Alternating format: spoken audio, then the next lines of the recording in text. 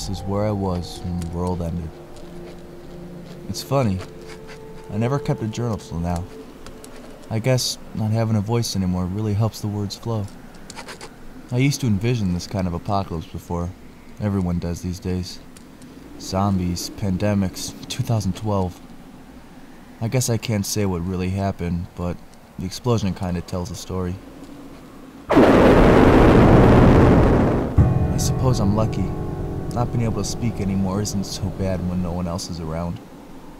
I just never thought the worst part of this kind of thing would be the loneliness.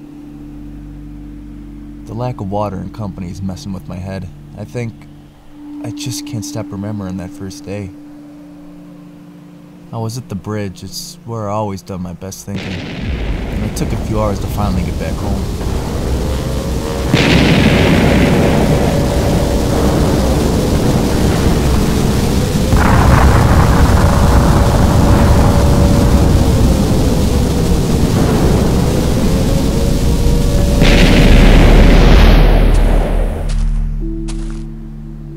Everything was gone. My home evaporated.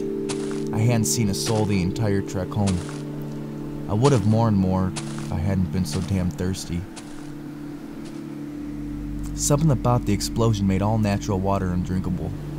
It's kinda like those stories people used to tell about the sailors getting trapped at sea, but not being able to drink because of the salt. I'm literally surrounded by water, but I can't fight off the dehydration.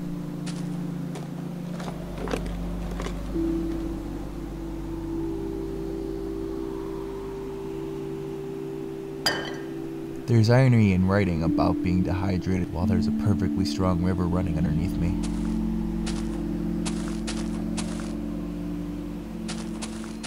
Well, I don't know if that's the right usage of irony, but I guess it doesn't really matter anymore.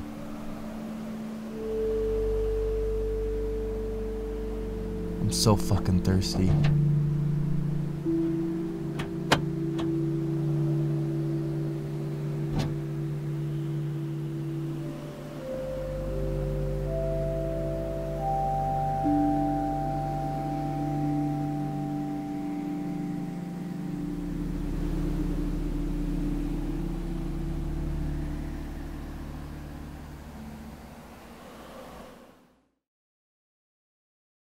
I'm really not sure which is worse, the thirst or the goddamn loneliness. Everything is so quiet.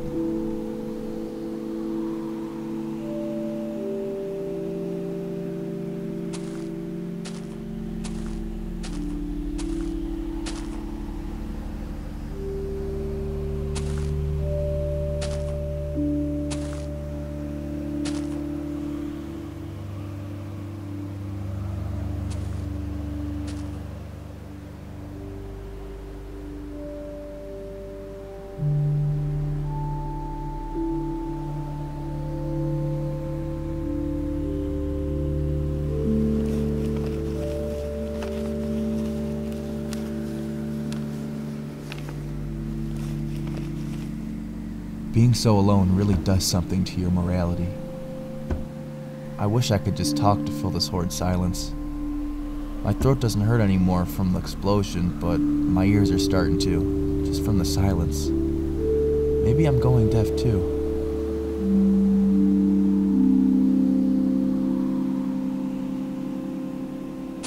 I think there's a way to cleanse water by boiling it or something. I don't know. I'm not very survival fit. But I guess I must be doing something right.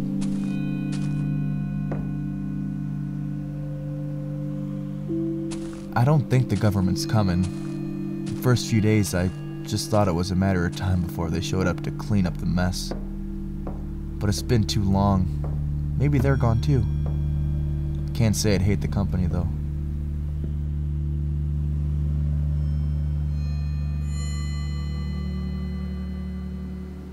Oh yeah, I made a friend today. He was the first living person I'd seen since the disaster. It was surreal. Who's that? I know you're there. Say something. I think he was happy to see me. Trying to take my water? He had water too. Well, forget it. I ain't giving it up. But I could tell he wasn't too keen on sharing it. Show yourself. Come out. Can't blame him. We just met after all.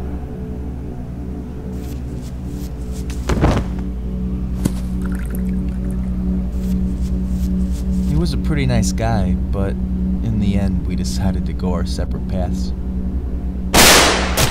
I guess even now, not everyone sees eye to eye. Even if it was brief, the company sure was nice. I don't know if anyone will ever read this, but I guess I hope that someone will one day. If only for some other soul to hear my voice once more. I'm gonna go searching again. There's gotta be someone left somewhere. Or some water. I'm still so...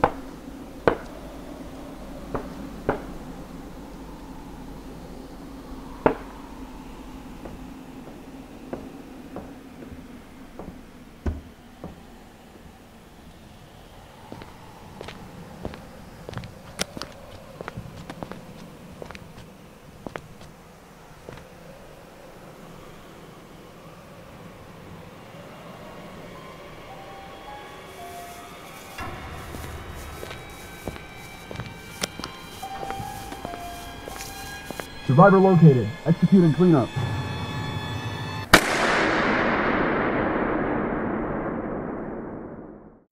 You are the target of those who would trample the liberties of free men. You are in the crosshairs of the bomb sight. An enemy is centering on you. You are a citizen of the free world, a citizen of the United States of America. You may live in an industrial city, perhaps in a great port city with its burdened wharves, a farming area with fertile fields and grazing herds, a mining region rich with vital ores and minerals. You are the target. Our president has told us that even against the most powerful defense, an aggressor in possession of an effective number of atomic bombs could cause hideous damage. Today, in the age of hydrogen weapons, evacuation from target areas is our best assurance of survival. But successful evacuation takes time. If there is insufficient warning of attack, no time for organized evacuation according to plan, then you and your family must protect yourselves. Wherever you are, take cover. Whether in a private home, in an apartment, or your place of business, or in a motor vehicle, take cover. Motorists should park cars to the side of the highway. A clear lane must be kept open for emergency vehicles, fire apparatus, ambulances, engineering equipment. Now, let's look at your home. Protect it at all times. Don't permit fire hazards to collect. Unused paper and boxes, oily rags and waste, useless broken household goods. Such inflammable debris is a fire threat at any time. Think of your home as divided into connected spaces.